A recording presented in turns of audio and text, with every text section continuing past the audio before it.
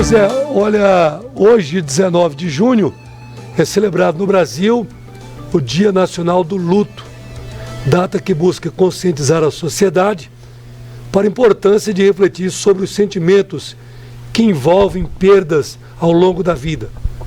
O período de luto pode ser vivido de diferentes formas e é encarado, assim como a morte, de maneira distinta pelas diferentes crenças. Eu recebo aqui no estúdio o Dr. Brenner Araújo, ele que é terapeuta ocupacional, e vai falar um pouco mais sobre essa data e sobre esse processo que é tão delicado. Dr. Brenner, primeiramente, obrigado pela sua disponibilidade de estar aqui conosco. Bom dia. Bom dia a todos. Eu que agradeço pelo convite, né? Por falar sobre essa data que, infelizmente, não é uma data feliz, né? Mas é uma data muito necessária para a gente entender, né? Sobre esse processo. Cada pessoa demora um tempo para vencer o luto, né, Dr. Brenner? Como que é o tratamento com essas pessoas? Então, o luto, Lúcio, a gente tem que dividir. A fase do luto, ela é dividida em 5 fases. A primeira é aquela fase que a gente fica, nossa, por que isso aconteceu comigo? Que é uma fase que a pessoa pode se isolar.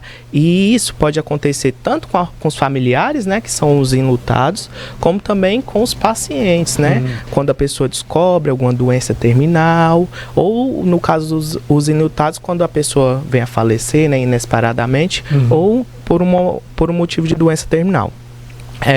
O segundo é a raiva. Nossa, por que isso está acontecendo comigo? Por que não aconteceu com fulano? Eu sou uma pessoa tão boa, por que isso está acontecendo comigo? A terceira é a fase da barganha, que tanto os familiares quanto o paciente pode vir a pensar, nossa, eu vou melhorar, é uma fase de esperança, né? Ou eu vou doar um dinheiro para a igreja, por exemplo, para que Deus vai me ajudar nessa questão. E depois dessa fase da barganha, tem a fase da depressão, que é onde a família já está nessa fase do luto, ela se isola ali, né, dentro, as suas atividades ocupacionais são quebradas, né? E a última fase, que é a fase da aceitação. A gente tem que entender que cada pessoa tem um tempo para passar por aquela fase. Não tem como falar, o Lúcio é 1 ano, o Brenner é 2 meses. Não, cada pessoa tem o seu tempo, né?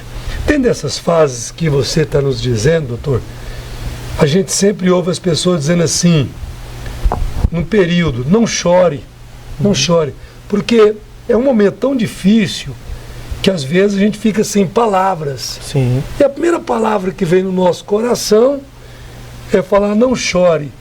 Mas o que a terapia fala num caso como esse?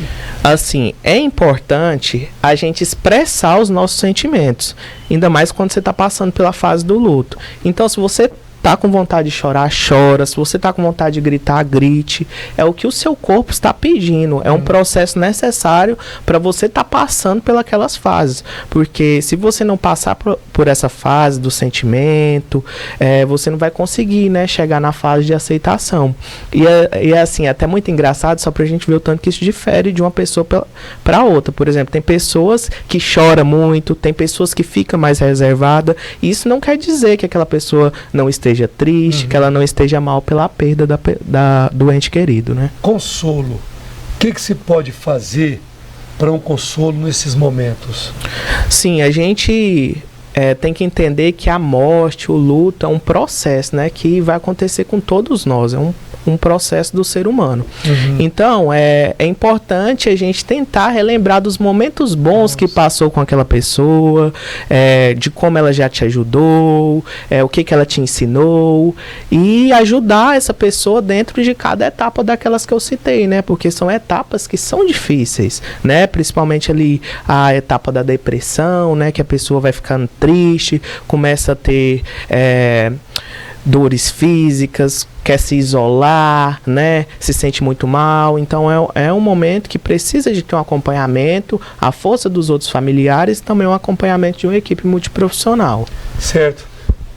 Eu queria conversar mais, porque tá bom demais esse bate-papo. Tenho certeza que os nossos ouvintes estão gostando, tá certo?